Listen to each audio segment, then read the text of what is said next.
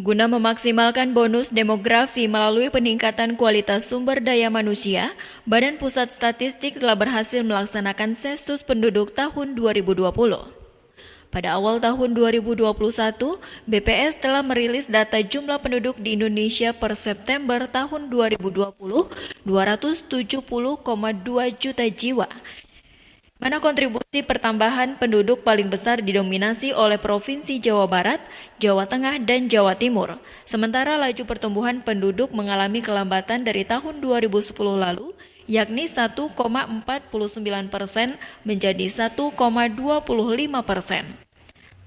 Saat membuka webinar implikasi hasil sensus penduduk 2020 terhadap kebijakan pembangunan kependudukan, Kepala BKKBN Pusat Dr. Hasto Wardoyo mengungkapkan bahwa dari hasil sensus penduduk tahun 2020, penduduk Indonesia didominasi usia 15 hingga 64 tahun sekitar 191 juta jiwa, yang kalah melampaui usia penduduk usia muda 0 hingga 14 hanya sekitar 23,3% dan penduduk usia di atas 65 tahun sekitar 16 juta jiwa. Sementara usia 0 hingga 14 tahun cenderung mengalami penurunan. Tanggal 21 tahun 2021 yang lalu, BPS telah merilis hasil SP20 dan berdasarkan hasil tersebut diketahui bahwa jumlah penduduk Indonesia per September tahun 2020 sebanyak 270 juta 2,2 juta jiwa. Kontribusi pertambahan penduduk paling besar disumbangkan oleh Jawa Barat mencapai 5,2 juta, kemudian Jawa Tengah 4,13 juta, dan Jawa Timur 3,18 juta jiwa. Sedangkan untuk laju pertumbuhan penduduk mengalami perlambatan dari tahun 2010 1,49% menjadi 1,25%.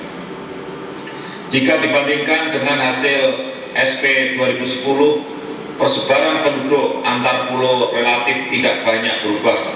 Penduduk yang tinggal di Jawa sedikit mengalami penurunan dari 57,49 menjadi 56,10%. Di Sumatera, Kalimantan, Sulawesi mengalami sedikit kenaikan. Selain perubahan jumlah penduduk dan juga persebaran penduduk, juga terjadi perubahan struktur kelompok penduduk. Hasil sensus 2020 mencatat bahwa penduduk Indonesia didominasi oleh usia 15 sampai 64 tahun dengan jumlah mencapai 70,72% atau sekitar 191 juta jiwa.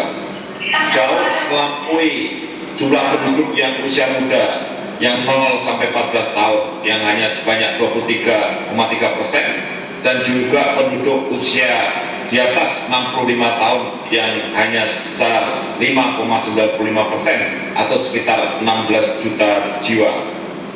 Jumlah penduduk usia 0 sampai 14 tahun cenderung turun sebagai konsekuensi penurunan dari total fertility rate yang merupakan dampak dari keberhasilan pembangunan kuantitas penduduk melalui program keluarga berencana.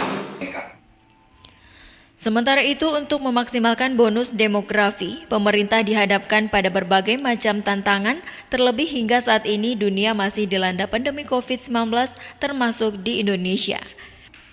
Dan dari pemerintah Kabupaten Siak, webinar implikasi hasil sensus penduduk 2020 terhadap kebijakan pembangunan kependudukan ini dihadiri Kepala Dinas Kependudukan dan Pencatatan Sipil Kabupaten Siak Hasmizal dan pejabat terkait yang berlangsung di ruang Bandar Siak. Tim Liputan mengabarkan.